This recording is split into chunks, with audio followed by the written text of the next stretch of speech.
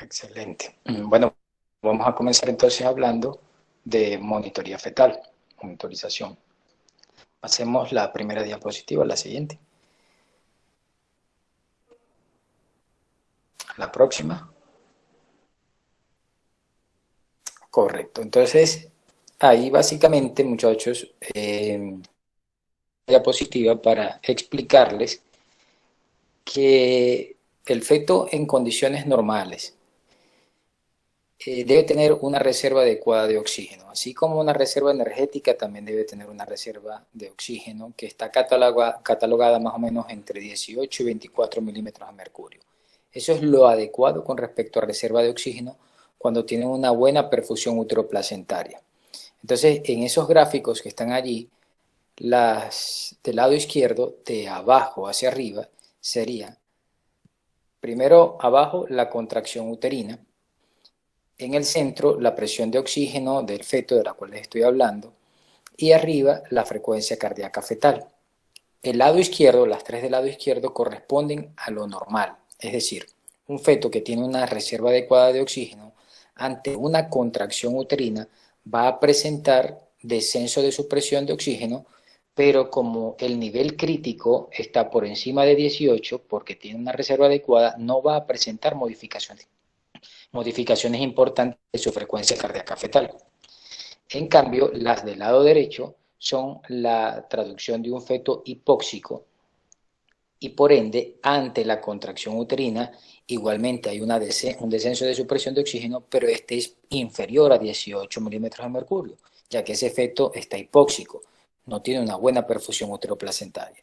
Esto va a traducir en una activación del reflejo vagal posterior a la contracción y por ende va a producir una desaceleración, una caída de la frecuencia cardíaca posterior a la contracción uterina. Es el mismo mecanismo fisiológico fisiopatológico que vamos a observar en las desaceleraciones tardías, que vamos a ver más adelante.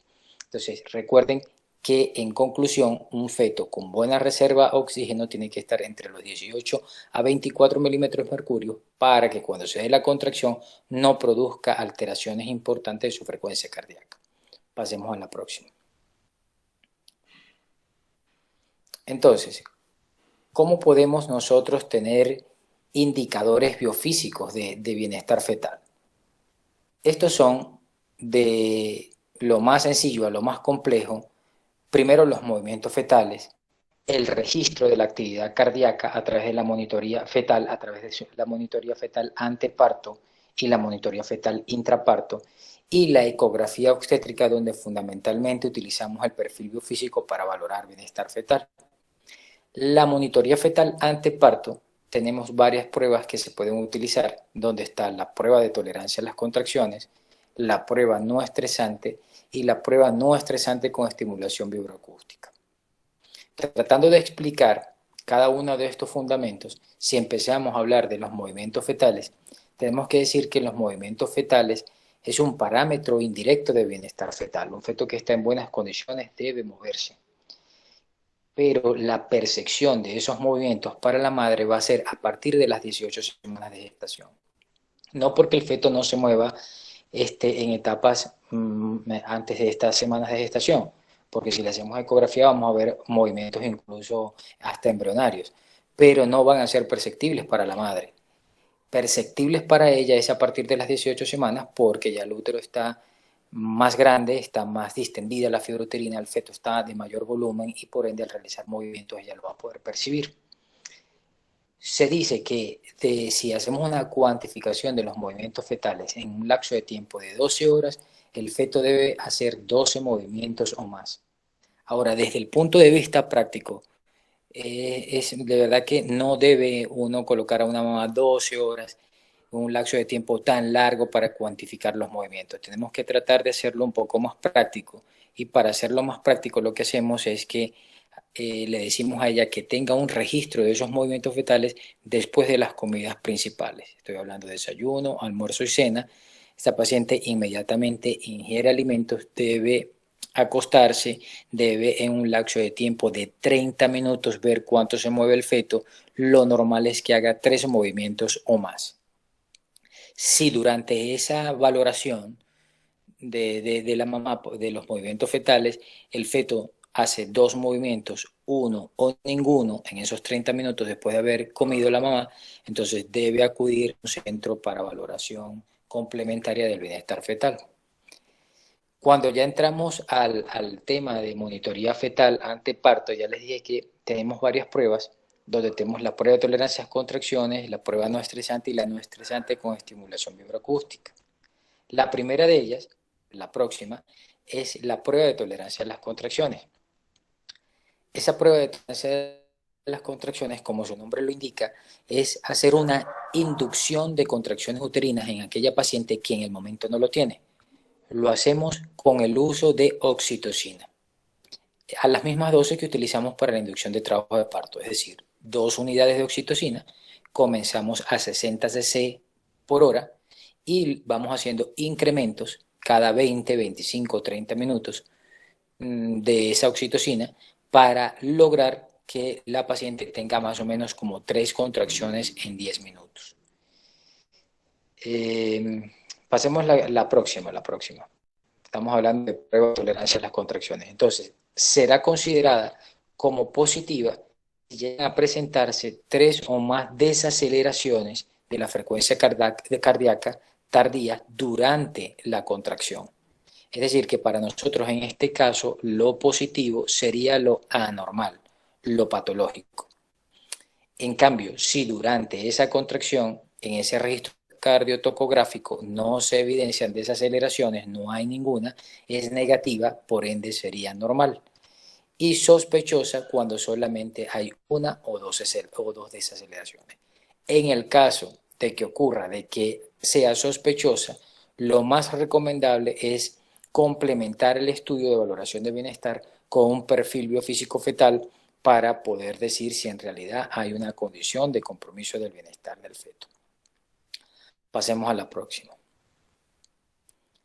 La prueba no estresante, como su nombre lo indica, no genera ningún tipo de estrés para el feto porque no se basa en la acción de la contracción uterina como la prueba anterior, sino que se basa en los movimientos del feto como tal. Entonces, durante el lapso de tiempo que dura la prueba, que son los 20 minutos, la madre debe pulsar con su mano cada vez que el producto se mueve. Y al realizar el movimiento, el feto debe incrementar su frecuencia cardíaca. Entonces, reactivo sería que presentase 2 o más aceleraciones con dichos movimientos y no reactivo en el caso de que no presente ninguna aceleración de su frecuencia cardíaca cuando realice el movimiento.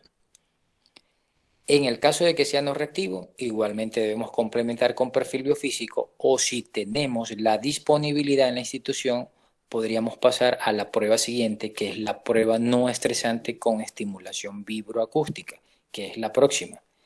Esa estimulación, pasemos a la siguiente, vibroacústica se hace con un dispositivo que genera sonido, que no genera ningún tipo de problema al feto, pero que hace una descarga determinada de decibeles.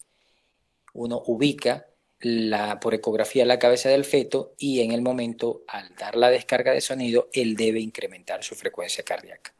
Si no lo hace, sería una prueba no reactiva, por ende patológica, y si incrementa su frecuencia cardíaca, como dice allí, más de 15 latidos con respecto a la basal que venga trayendo, es lo normal. Entonces, un feto reactivo, en este caso, es la condición normal de la prueba.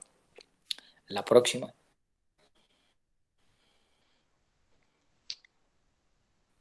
Hay unos indicadores, unos centros reguladores de actividad biofísica fetal que se van estableciendo a lo largo de la edad gestacional. El primer centro regulador es el centro regulador del tono fetal, que aparece alrededor de la séptima o octava semana de gestación intrauterina. Luego le sigue el centro regulador de los movimientos gruesos o corporales, que es más o menos a la novena semana. Posteriormente sigue el de los movimientos respiratorios entre las 20 y 21 semanas.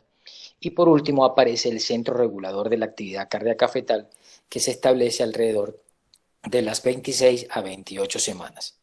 Si ustedes ven, estos centros reguladores de actividad biofísica fetal son los mismos parámetros de valoración que utilizamos para el perfil biofísico fetal. Nosotros en un perfil biofísico valoramos tono fetal, movimientos corporales, movimientos respiratorios, la actividad cardíaca a través de la reactividad cardíaca, y un quinto parámetro sería la valoración del líquido amniótico en el caso específico de perfil biofísico.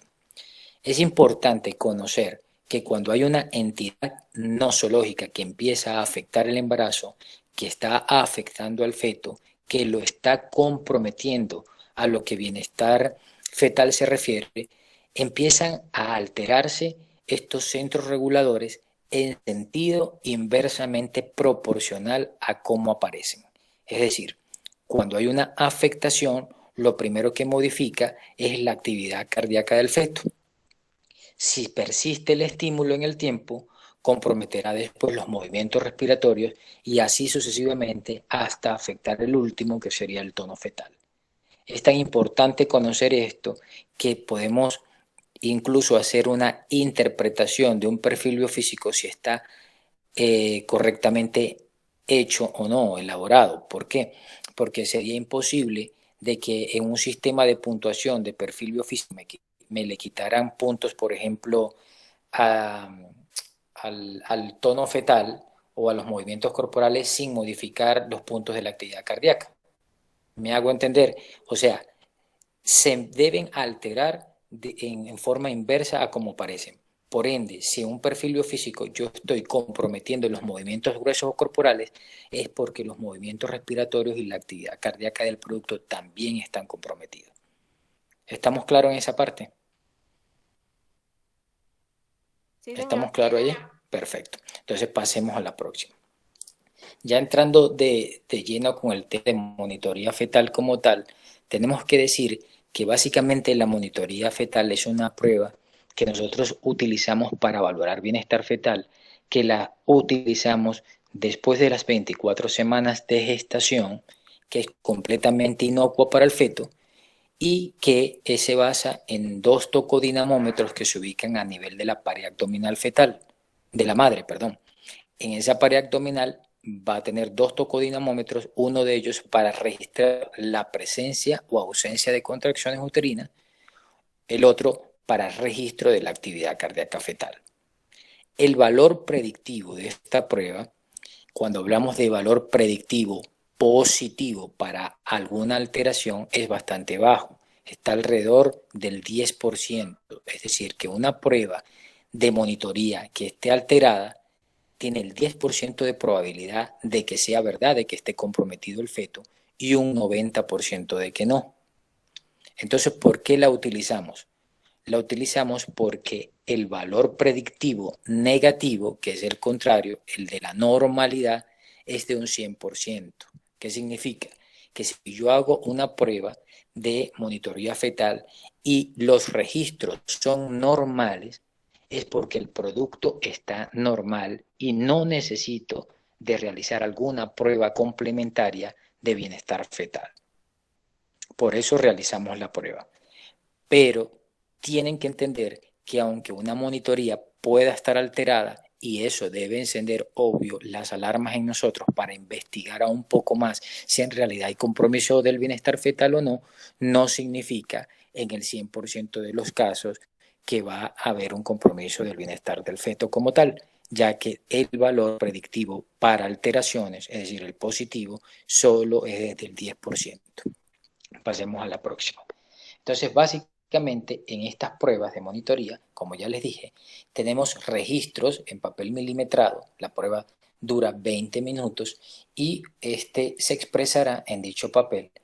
En la porción inferior, el registro de las contracciones, en el caso de que se presenten, y en la parte superior, la frecuencia cardíaca fetal. Entonces, tratando de analizar un poco esto, vamos a hablar el de las contracciones uterinas.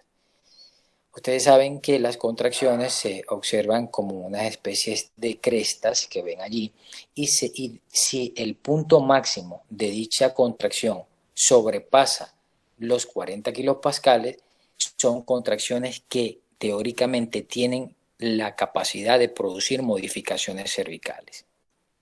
Si llegan a presentarse en un orden de frecuencia en 10 minutos de 3 a 5 contracciones, evidentemente esa paciente está entrando en trabajo de parto.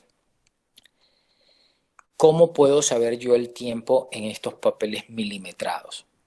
En el eje horizontal, cada cuadrito equivale a 30 segundos. Por ende, así, por regla de 3, por regla matemática, 2 cuadros serán 1 minuto, 10 minutos son 20 cuadros y así sucesivamente. Es decir, que si yo tomo 20 cuadros de ese papel milimetrado y contabilizo la presencia de 3 a 5 contracciones que superen los 40 kilopascales, es decir, 4 cuadros en el eje vertical, entonces esa paciente está en trabajo de parto. En el caso de que se presenten 2 o una contracción, no es una paciente que puede estar perfectamente en un periodo de latencia, y si no hay ninguna, evidentemente no hay trabajo de parto en el momento. En la porción superior nosotros también vamos a tener una representación gráfica, pero en este caso sería de la frecuencia cardíaca del feto. Aquí también cada cuadro tiene una significancia. En tiempo horizontal es lo mismo, es decir, un cuadrito equivale a 30 segundos. Pero en el eje vertical, cada cuadro va a equivaler a 5 latidos. Es decir, que si yo tengo una oscilación de la frecuencia cardíaca que me involucre, por ejemplo, 2 cuadritos, allí estoy hablando de 10 latidos. Entonces tienen que recordar que en el eje de la frecuencia cardíaca del feto, cada cuadro en el eje vertical va a equivaler a 5 latidos por minuto. ¿Por qué es importante esto? Es importante porque el feto, su frecuencia cardíaca no se representa gráficamente como una línea isoeléctrica, sino que él tiene ascensos y descensos que son conocidos con el nombre de variabilidad de la frecuencia cardíaca fetal.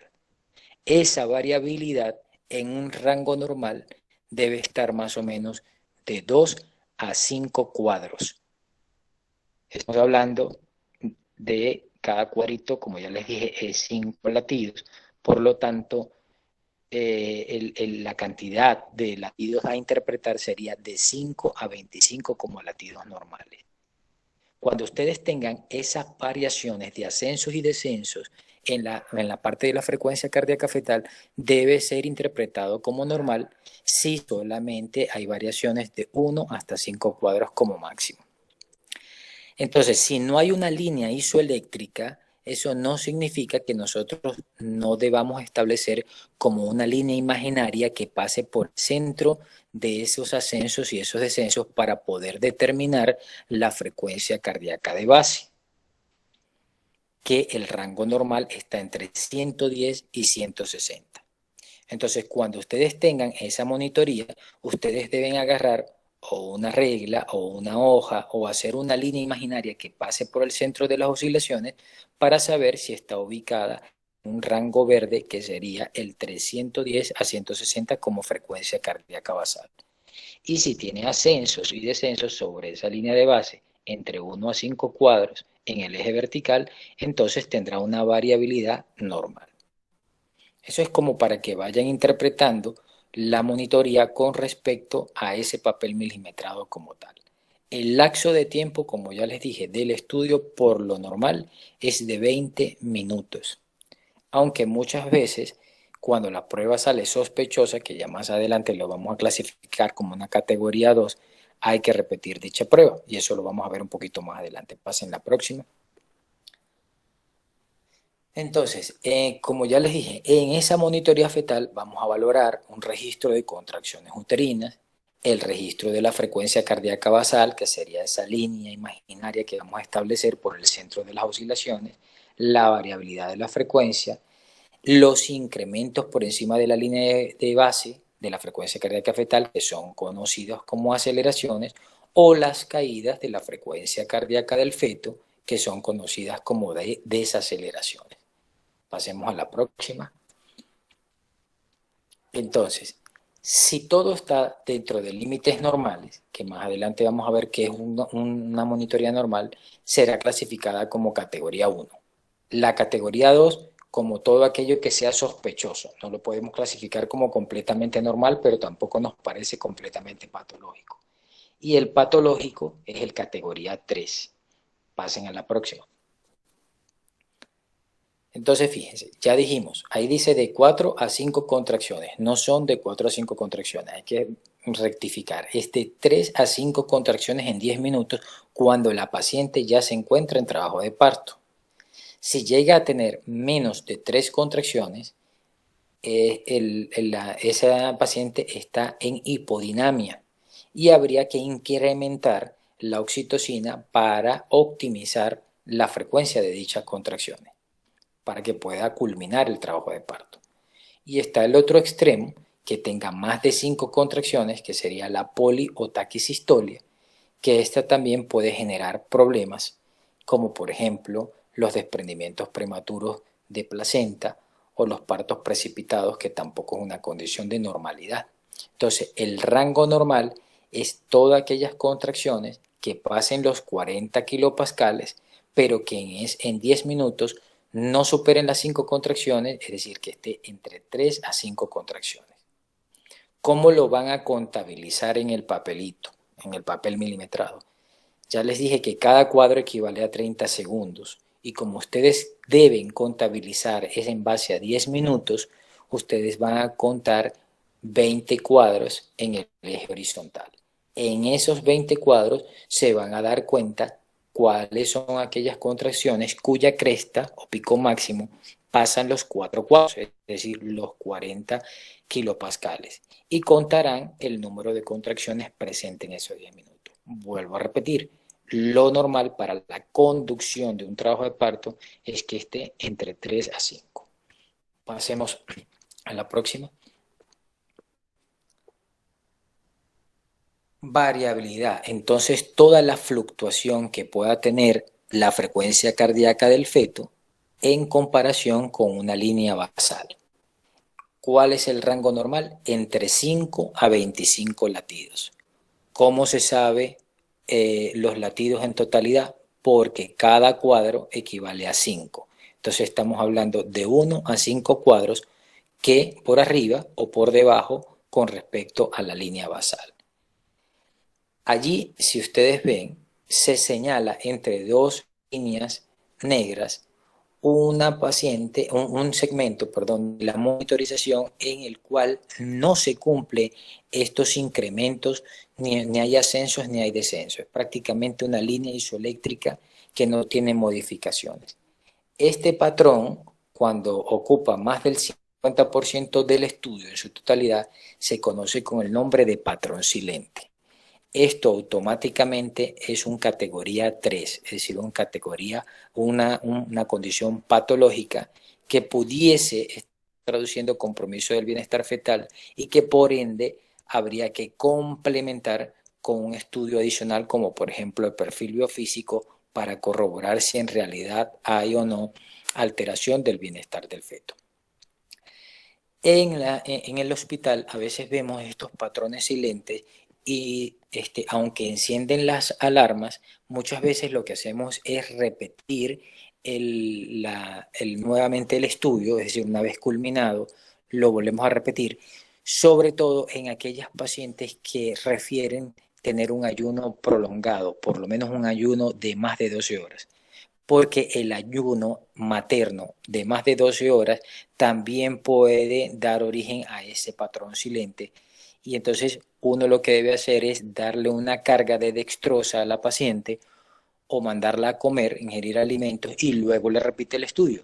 Si se recupera completamente la variabilidad, entonces ya descartamos de que en realidad haya algún problema. Pero si vuelve a persistir el patrón silente, a pesar de que ya se le dio la carga de dextrosa o que la paciente ya ingirió alimentos, entonces sí debemos complementar con perfil biofísico. Pasemos a la próxima. Entonces, las aceleraciones son todos los incrementos por encima de una línea basal que de la frecuencia cardíaca del feto que sean más de 15 latidos por minuto y que duren más de 15 segundos. Eso es conocido con el nombre de aceleraciones.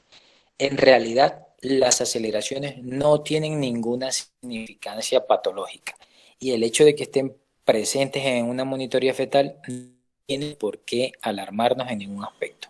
No son patológicas. A diferencia de la siguiente diapositiva, donde vamos a comenzar a ver lo que son las desaceleraciones, pasemos la próxima, que en algunos casos sí pueden tener significancia patológica y otras no. Entonces, desaceleraciones cumplirá con el criterio de la caída de la frecuencia cardíaca fetal con respecto a una línea basal de más de 15 latidos por minuto y de más de 15 segundos. Aquí dice anormales. No siempre son anormales, ya les digo porque en ese mismo eje gráfico de esa monitoría, si nos vamos al centro de la monitoría, nos vamos a dar cuenta de que hay un evento en el cual empieza a haber la contracción y simultáneamente con el inicio de la contracción hay una caída de la frecuencia cardíaca del feto. Esa imagen es conocida con el nombre de imagen en espejo invertido. ¿Por qué? Porque hay una relación directa de la contracción uterina con la frecuencia cardíaca del feto, pero una vez que pasa la contracción, asimismo se recupera la frecuencia cardíaca fetal. Es decir, el punto máximo de la contracción está en relación con el punto máximo de la caída de la frecuencia y a medida que pasa la contracción, la frecuencia se recupera. Esa imagen de espejo invertido es una desaceleración conocida como periódica precoz dentro de la clasificación. Anteriormente era mencionada como DIX-1, pero hoy en día no se utiliza esos términos. Pero básicamente lo que ustedes deben saber es que esa imagen en espejo invertido, que se recupera completamente con el cese de la contracción, no es patológica. Y lo que traduce o es la representación del efecto de la contracción uterina sobre la cabeza del feto y sobre las arterias espirales uterinas. ¿Ok? En cambio, justamente al lado podrán observar que se da la contracción y una vez que se desaparece o que ya va cayendo la contracción es cuando ocurre la caída de la frecuencia cardíaca del feto. Eso sí hay que prestarle más atención porque esa es una desaceleración periódica tardía, conocida anteriormente como DIX-2.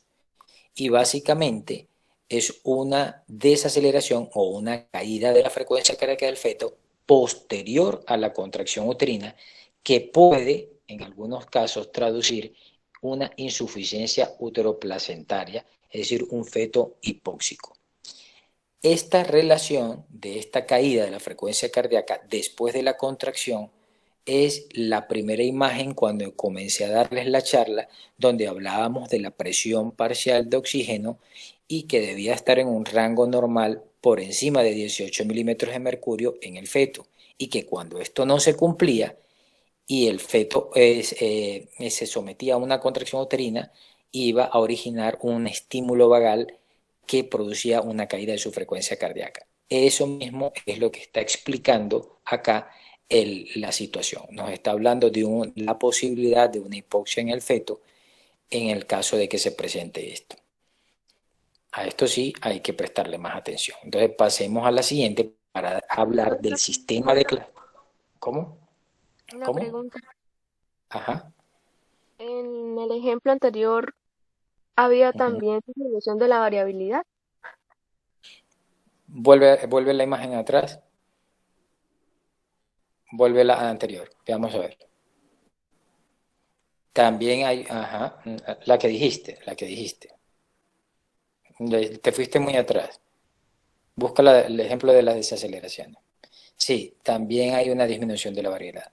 Correcto. Fíjate que entre una caída, entre la desaceleración inicial, que es precoz, y la tardía, vemos que hay una línea que no tiene, ahí se perdió completamente la variabilidad. Y antes en el estudio, también iniciando, vemos un patrón silente. Es decir, que definitivamente aquí hay una representación de dos patrones anormales. Uno, el patrón silente por un lado, y el otro, la desaceleración tardía, que es el segundo ejemplo gráfico. Pasemos a la siguiente. Entonces, ya entrando en la clasificación de las desaceleraciones, se pueden clasificar como periódicas en relación a las contracciones uterinas, variables, que son las que no tienen un patrón con respecto a las contracciones, sino que se puede dar incluso en ausencia de contracciones, las desaceleraciones prolongadas y la bradicardia sostenida. Ya les voy a explicar, les voy a colocar ejemplos de cada una de ellas. Entonces, pasa a la siguiente. Ya por lo menos vimos el ejemplo de las periódicas, que lo tenemos arriba, que es la misma monitorización, donde veíamos un patrón silente, donde vemos una desaceleración periódica precoz, que es la imagen en espejo invertido, que ya saben que no es patológica, y al lado desaceleración tardía, periódica precoz tardía, que ocurre posterior a la contracción. En un estudio de monitoría fetal, la presencia de 3 o más desaceleraciones tardías clasifican a la monitoría como un categoría 3, es decir, como anormal o patológico. Si llegásemos a presentar una sola desaceleración tardía o 2 desaceleraciones tardías en toda la totalidad del estudio, que saben muy bien que es de 20 minutos, eso clasificaría el estudio como sospechoso. ¿Por qué? Es un categoría 2, equivale a sospechoso. No podemos decir que está completamente normal la situación, ya hay presencia de 2 desaceleraciones, pero tampoco cumple con el criterio de 3 o más para poderla justificar como una categoría 3. Entonces, en estos casos se debe complementar con perfil biofísico. Y si no hay la posibilidad en el momento de quien realice el estudio, entonces se debe volver a repetir la monitoría fetal. Se establece hoy en día que 2 monitorías fetales que sean categoría 2 o sospechoso, automáticamente debe clasificarse como categoría 3. Explico. Si la primera nos da sospechosa porque solo tiene 2 desaceleraciones, no podemos hacer perfil biofísico y hacemos otra monitoría y vuelve a salir sospechosa porque salieron solo 2 desaceleraciones, debe ser clasificado como categoría 3 la monitoría, no podemos dejarla como sospechosa y obligatoriamente debemos hacer complemento de bienestar fetal. ¿Okay? Abajo estamos comenzando a ver las desaceleraciones en ausencia de contracción. Fíjense que si nosotros vemos en la parte inferior de en la monitoría de abajo, no vemos ninguna contracción uterina, porque no hay ninguna cresta allí que establezca alguna contracción, abajo está completamente lineal, y más sin embargo hay caídas de la frecuencia cardíaca del feto. Estas son entonces variables. Estas variables pueden ser clasificadas como simples o complejas dependiendo del ancho de la caída de la desaceleración y de qué tantos cuadros cae la desaceleración. Por ejemplo, para hablar de variable compleja, tiene que cumplir con una regla conocida con el nombre de regla de 60. ¿Por qué? Porque la caída dura más de 60 segundos con respecto al ancho, es decir, que cada cuadrito, que es 30 segundos, serían un ancho de más de 2 cuadritos, ¿ok? Cumple con esa regla, o sea, tiene 2 cuadritos o más, y la caída en la variable compleja puede ser hasta de 60 latidos por minuto, es decir, que puede tener una caída en eje vertical hasta de 12 cuadros. ¿Por qué 12 cuadros? Porque si ya sé que cada cuadro vertical equivale a 5 latidos, si yo tengo una caída de 12 cuadros, 5 por 2, 10 por 1, serían 60 latidos que está cayendo. Entonces, recuerden que la regla del 60 es la que habla de una anchura de más de 2 cuadros con una caída máxima hasta de 12 cuadros. Como ahí no está cumpliendo con tanta caída en el eje no, estarán cayendo, qué sé yo, como 4 o 5 cuadritos, porque no logro ver bien de acá la diapositiva. Esta más que todo es una variable simple. Es decir, igualmente es una desaceleración, pero que no está llegando a ser tan pronunciada. Si llegase a ser más pronunciada con respecto a la caída y llegara hasta un máximo de 12 cuadros, sería una desaceleración compleja, una variable compleja. De todas formas, a mí no me interesa en realidad que puedan discernir en el momento si es una variable simple o una variable compleja. Simplemente que se den cuenta que está cayendo la frecuencia cardíaca en ausencia de contracciones y que hay que prestar atención porque eso no es normal. El otro ejemplo es el de la desaceleración prolongada. Pasen la próxima, que ya es una caída, pasen la próxima diapositiva, de mayor anchura. Fíjense que ya es más ancha. No, atrás. La desaceleración prolongada cumple con más de 2 minutos la anchura de la caída, pero menos de 10 minutos. Es decir, desde que cae la frecuencia cardíaca hasta que se recupera, tiene un lapso de tiempo de más de 2 minutos y menos de 10 minutos. ¿Cómo sabremos si es más de 2 minutos, menos de 10 minutos? Porque ya sabemos que cada cuadro equivale a 30 segundos. Entonces, para hacer una prolongada, tendría que ser más de 2 minutos. Es decir, más de 4 cuadritos, pero menos de 20 cuadros, porque es menor de 10 minutos el ancho como tal de la caída. No sé si se entendió esa parte. Es decir, cae la frecuencia y se recupera en un lapso de tiempo menor a los 10 minutos. Sí estamos claros, ¿cierto?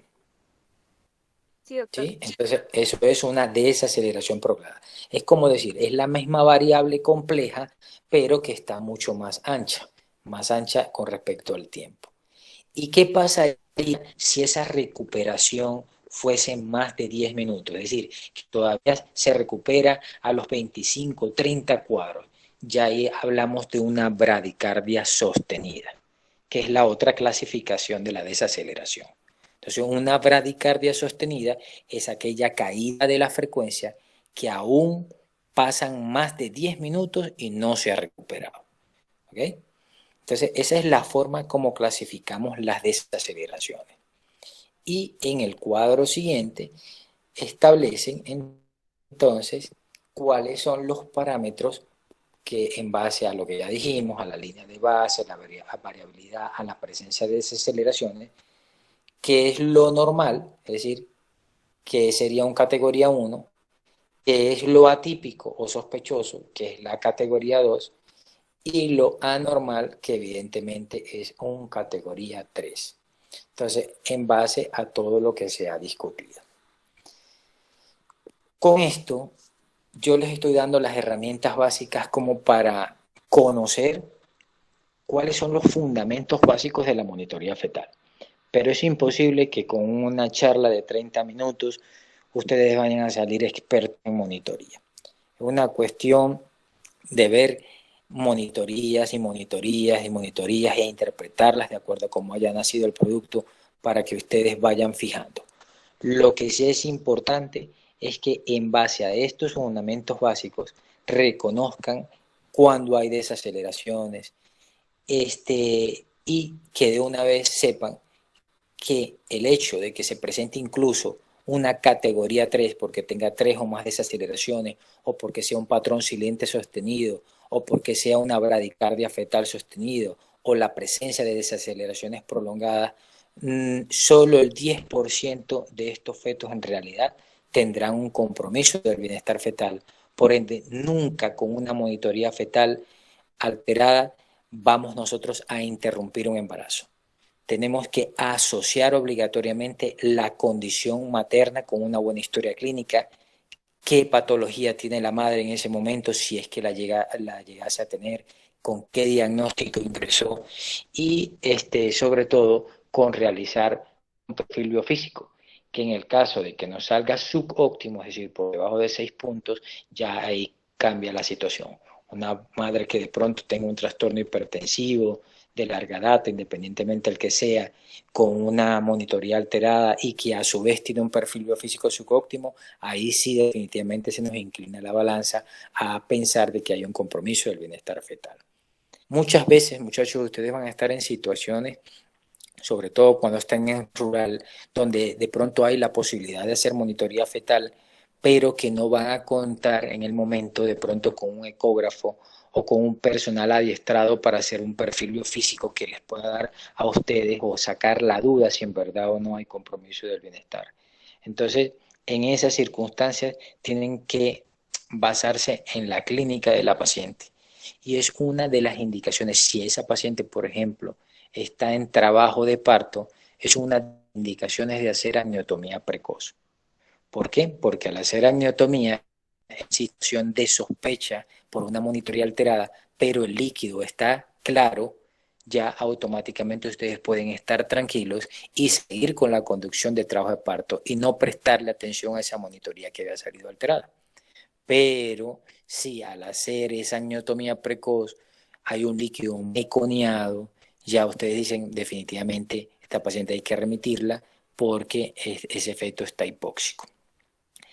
Otra de las situaciones que se pueden plantear muchas veces es que ustedes de pronto tengan un feto que está comprometido, que las monitorías están alteradas, que de pronto el líquido está meconiado. ¿Qué pueden hacer mientras logran la remisión o mientras que logran trasladar a esa madre? Colóquenla del lado izquierdo, suspéndanle la oxitocina, administrenle dextrosa al 5%, unos 250 500 cc, y oxígeno por cánula nasal a la madre de 3 a 5 litros por minuto. Habitualmente con esto, la paciente mejora, el feto mejora sus condiciones. Y por supuesto tienen que dejarle el monitor colocado fijo mientras que se hace el traslado. ¿Tienen alguna pregunta?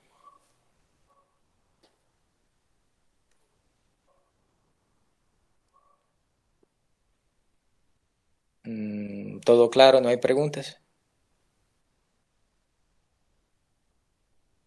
Creo que sí, doctor, todo muy claro.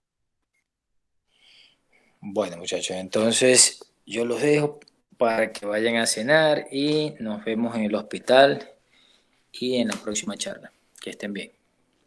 Doctor, Diga. una pregunta respecto a la charla que tenemos de, creo que es de emergencia hipertensiva. ¿Cómo es que no sé, o sea, qué debemos agregar en la charla? Agregar, ¿cómo así? O sea, qué temas, porque por lo menos, o sea, tenemos que meter todas las condiciones, por lo menos hipertensión crónica, hipertensión Sí, gestacional. claro. En esa charla de emergencias hipertensivas por lo general los da todo el grupo y entre ustedes se reparten la clasificación del trastorno hipertensivo, entonces una habla de hipertensión gestacional, la otra de crónica, la otra habla de preeclampsia severa, el otro habla de eclampsia y síndrome de Hell. Y en eso, y cuál es el manejo, cómo lo diagnostican, cómo se maneja, ¿ok? Ah, listo. ¿Sí? Y tratando de que máximo tengan 10 minutos por cada participante, ¿sí? Para que no se haga muy extensa la charla. Ah, listo, sí, señor. Presentamos todos los estudiantes, o sea, los cuatro del grupo. Sí, habitualmente sí. Presentan los cuatro y se distribuyen, como les digo. Cada uno agarra un trastorno en particular y habla del manejo y eso, y cómo lo diagnostican, por ejemplo, si es un síndrome de Hell, cuáles son las alteraciones hematológicas que se pueden ver a laboratorio, cuáles son, cómo se maneja, etcétera. Si es la preeclampsia severa, cuáles son los antihipertensivos que se utilizan, el esquema anticonvulsivante que se utiliza, todas esas cosas. Ah, listo, doctor. Doctor, Bueno, ¿cuándo nos veríamos con usted presencialmente? Yo creo que eso pueden consultarlo con la doctora Gina, que es la que se encarga más o menos en base porque Unipamplona tiene ciertos días en los cuales debe acudir y ellas mismas les hace la programación. ¿Sí? con usted tenemos el domingo en la mañana y en la noche. Ah, bueno, perfecto. Entonces nos vemos allí. Yo estoy de turno mañana noche. Nos vemos el domingo. Hasta luego, doctor. Gracias. Listo, Muchas muchachos. gracias. Hasta luego, que estén muy bien, cuídense.